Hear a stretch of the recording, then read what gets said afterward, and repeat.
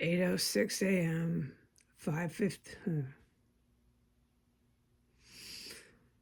May 15th, 2025. Today I am forbidden from speaking of any of the fumes, F-U-M-E-S. I can't make any comments on them. Yes, I am in here with 2 cats. No, this won't be as smooth and good as it could be if there wasn't that going on.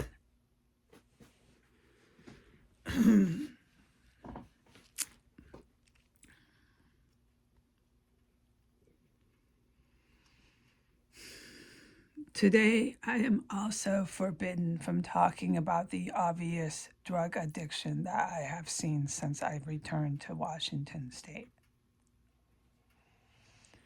And this includes the stuff and things that I discovered upon my arrival when I was cleaning up this room that I said looked like a crack den.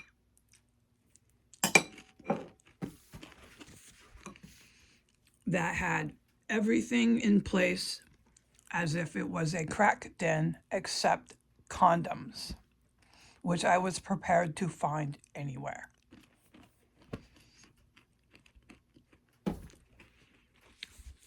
No idea what has been happening for the 6 years that they owned this property and came here. I have no idea.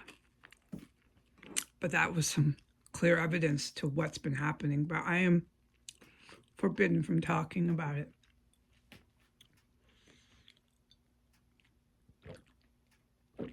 These, these rooms up here, besides the one, there's 3 rooms, 4, never mind, 4 rooms on floor 2. 1 bathroom. 1 room is the spouse's bedroom.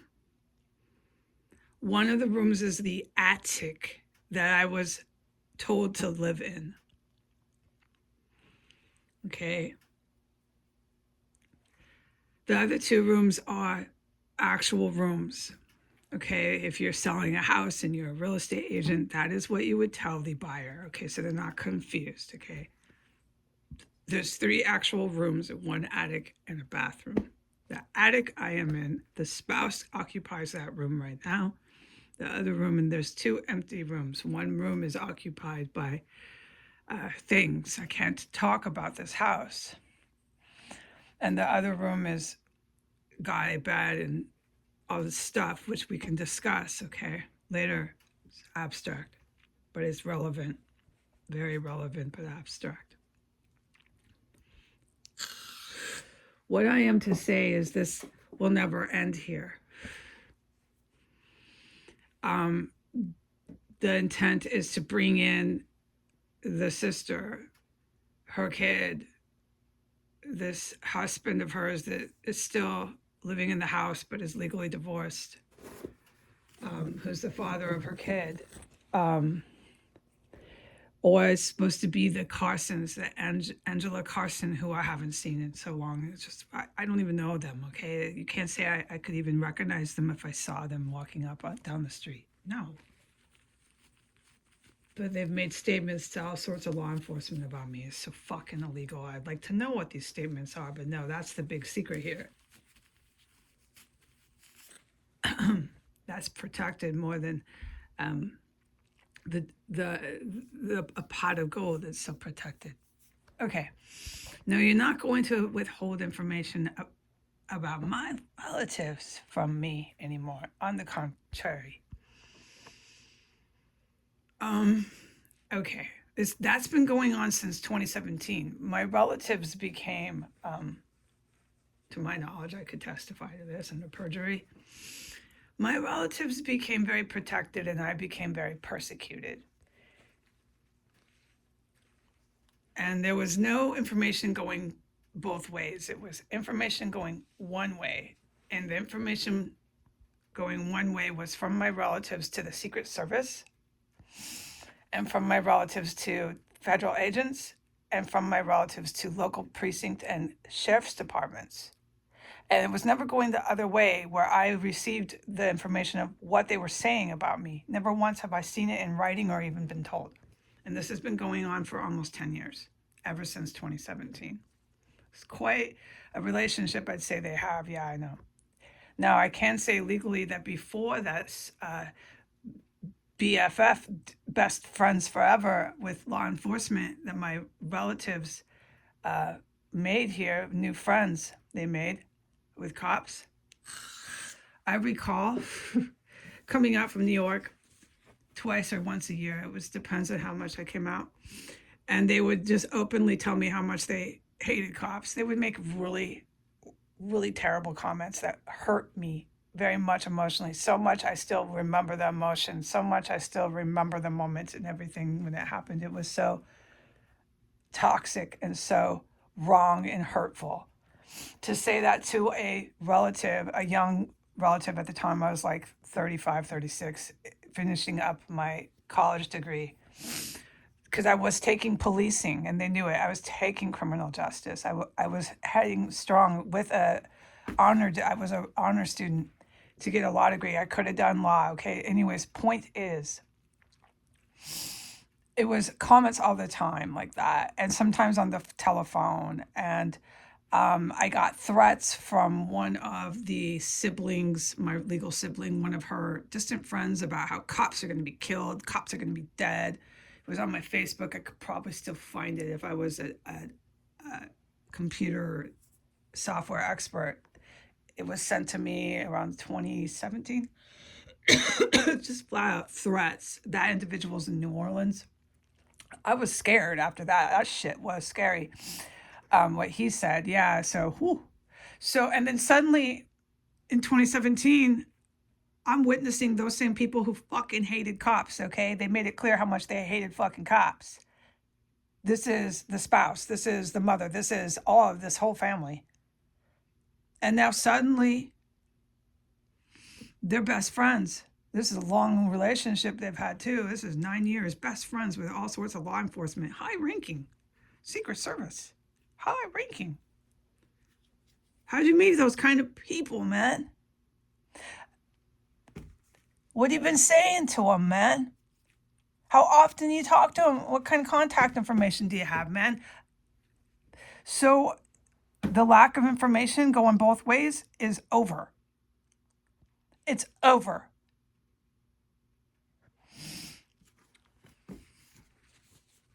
I'm going to find out what's been said about me. I'm going to read it. Any documents, anything that I can obtain that they haven't burned. They were burning things at the DOD. I put it online.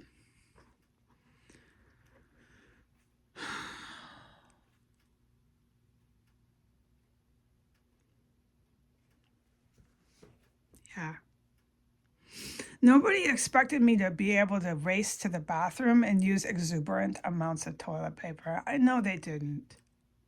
Nobody expected that in the Capitol, and they did not expect it here in Washington State. You did not expect that at your Safeway, and you did not expect that at your QFC, and you did not expect that outside of the Sequim Police Precinct, where you did it there.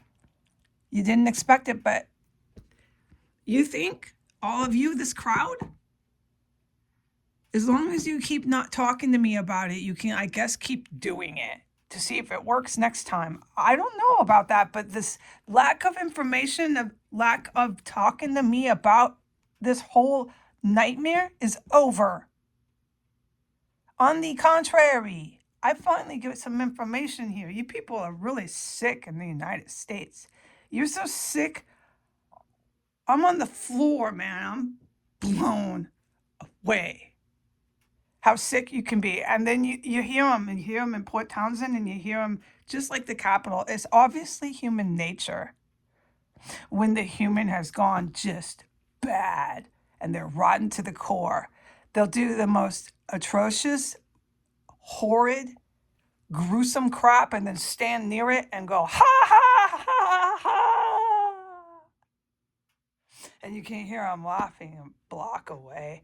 I thought it was only a Washington, D.C. nightmare of their atrocities, but It's actually human nature, and they do it here in Port Townsend too. Yeah, so when a human is engaging in violent, gruesome atrocities, apparently they stand and go, ha, ha, ha. And then they like to be heard, and you can hear them a block away, and they know it too, I think, unless they're really insane. But the people I've seen are not that crazy, where they're talking to a flagpole, where they're completely nuts. No, they're not. They could stand trial. You just detox all this drugs out of them. I'm not talking just about this house and shit. I'm talking about this town, and I've said it. There's a lot of crystal meth crackers here, real addicts. You just detox them, and no, you're not talking to flagpoles.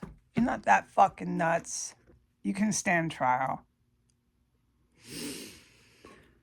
So this is all I'm supposed to say today so far. We'll see what happens with the YouTube and the Instagram, how many days this will take to upload. As you can see on the calendar date with the police officer driving like a lunatic in the parking lot, staring me down and wanting to go to war with Heidi drinking a latte after Heidi was hit with fumes in the store. It just doesn't fucking end. And all these Irish gangsters are popping in and out. It's just a fucking nightmare. And I'm in the woods and I'm like, where did you come from, man? You're supposed to be in Philadelphia, New York City, some of these boroughs. How the fuck did you get here in the woods? I've got a lot of questions that will be answered. They brought them in and there's too many hookers, dude. I'm thinking porno? These are fucking expensive call girls that are going into that Safeway. These are like LA type call girls. What the fuck are they doing in the fucking woods? And you will answer my question because you're a spectacle, a sight for sole eyes. This is the wilderness, motherfuckers. All you see here is all these really beautiful mountaintops and ranges. It's beautiful. And these open, vast waterways.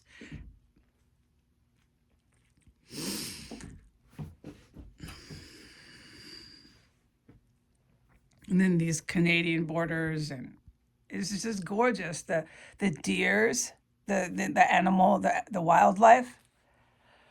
You hear hawks and I think eagles. It's freaking beautiful. So how are these LA hookers popping in and out in the middle of a town that's so small you can walk through it? It's like a 3-mile parameter. What the fuck is happening here? And then they think, just don't tell her anything. Holler into Jefferson, say she's nuts, I guess, and just silence me. And it's made me really, really, really, really mad. And then you'll see the Irish gang up there at the hospital. All their hands are tattooed, just covered in black ink, their necks. Don't fucking bother, man. And then they have their Latin staff, their Latin crew. It's not Hispanic, it's Latin. And then there's this really strong Eastern EU here too. Extremely strong. That could be Albanian, Romanian, anywhere from over there. So not so much Latvian. No, not Latvian. Not so much Ukrainian. It's more of an Eastern EU bordering on Muslim. Yeah, Yugoslavia. Easily just, you got the idea. So that's really heavy here. And notice that I'm like, how you get here in the woods? Like, this is a very interesting mix. We got LA hookers, Irish gang, and Yugoslavian, Hungarian, Romanian types. So how the fuck you get here? I mean, I am from here. It's been a while. I hate to disclose my age, but it's been a while since I've been back. But I don't remember that kind of crowd being in the woods in Washington State. No, not when I left. I left at 28 years old. No, I don't remember that kind of crowd manifesting themselves everywhere in some small town in the woods in my home state that I was born in. So I have a lot of questions, and not talking to me about it is not happening. It's actually the opposite. I'm going to have everything in writing. It's going to be right there in print, completely legitimate, completely official. and I'm going to have some fucking answers. And this not talking to me about my own relatives is over. So go ahead and dream that you're bringing all your cops to arrest me, drag me to Jefferson Hospital so I can see more of your Latins and your Irish gang members there. All right. And if it's not Irish gang members covered in tattoos, it's more little white ones that are buddy with them. And then they have their prison parolees running around. I've tried to say this, but I only could type it once and never say it again. They're all in the fucking hospitals. I don't want prison parolees checking me in. And you know what pissed me off too? Is in New York City, I was dedicated to recidivism. I was dedicated to having people, this was my, romantic idea. And you can work hard on this, okay? But things fell apart in New York and I wasn't able to pursue this. But I wanted to work within the system to help releasees, people who are being released from prison, who have felonies, or maybe they don't, blah, blah, blah. We could work on the case, right? You can get things fixed. I wanted to help with recidivism, and I was big on that. I could talk about 5 hours on things I was doing. I was really heading places. I was really doing well, but it wasn't my fate. Remember, Jesus did me a favor because I would have pursued this law degree, ended up not really wanting to do it, and opening up a small restaurant, and mark my words, I would have done that. So he did me a really big favor, okay, by not going and getting. This is the real crux. This is the real soul point. The one thing. Because I didn't end up in debt with hundreds of thousands of dollars in student loans to go to Ford Harum University, because that's where I was deciding to go, and I would have been accepted right away. Okay, I would have been hundreds of thousands of dollars in debt for a law degree that I probably only would have used about 4 years, maybe 5 years.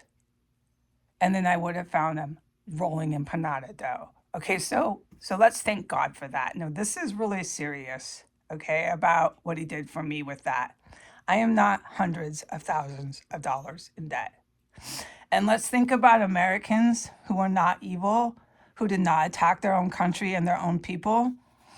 Let's think about how to help Americans who are facing financial hardships. Because you think that I forget you after what happened to me for 9 years? No, I don't forget you. All right, goodbye.